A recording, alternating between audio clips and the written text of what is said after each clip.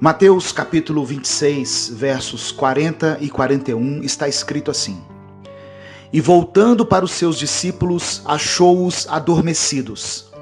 E disse a Pedro: Então nem uma hora pudeste velar comigo? Vigiai e orai, para que não entreis em tentação.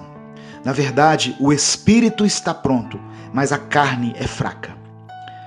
Essa passagem relata o momento que precedeu a morte de Cristo, o momento em que ele foi orar no Getsêmani. A Bíblia nos conta que Jesus levou 3 discípulos com ele, e um deles era Pedro.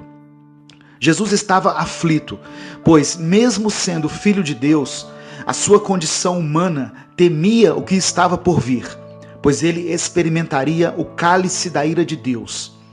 Então ele pede para seus discípulos ficarem ali e orarem por ele.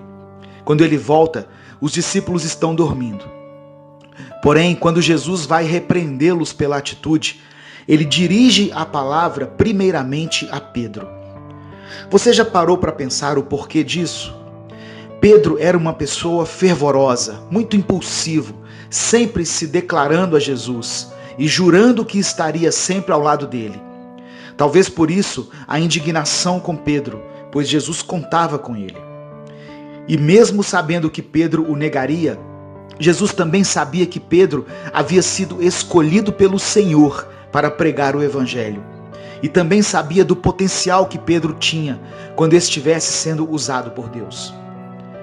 Nós sempre usamos a frase, Deus não precisa da gente, numa tentativa de mostrar o quão poderoso e suficiente Ele é. Mas muitas vezes essa frase apenas revela o quão negligentes nós somos em relação às responsabilidades que Deus nos deixou. Deus não precisava ter feito nada do que Ele fez, nem ao menos precisava ter criado o mundo, porém Ele quis fazer assim. Entende que o precisar é uma condição nossa e o querer é uma condição dele? Deus não precisa que você o adore, que você revele a glória dele ou que você ame o seu próximo, mas Ele quer que você faça isso. É a vontade do Senhor.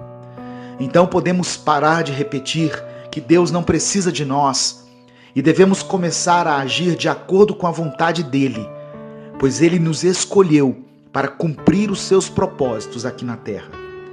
Eu quero orar por você. Senhor, obrigado por sua palavra.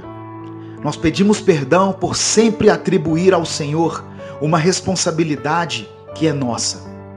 Somos negligentes e perversos, a ponto de usarmos a sua própria palavra conforme nos convém. Nos encha com sua compaixão e com o seu amor pelas pessoas, a ponto de não adiarmos mais a pregação do seu evangelho a todos que necessitam ouvi-lo. Eu oro em nome de Jesus. Amém. Você sabia que as mensagens Minuto com Deus também foram lançadas em formato de livro? Uma mensagem para cada dia do ano. Acesse www.upbooks.com.br/Minuto com Deus e adquira o seu. Deus te abençoe. Eu sou o pastor Edivaldo Oliveira e esse foi mais um Minuto com Deus.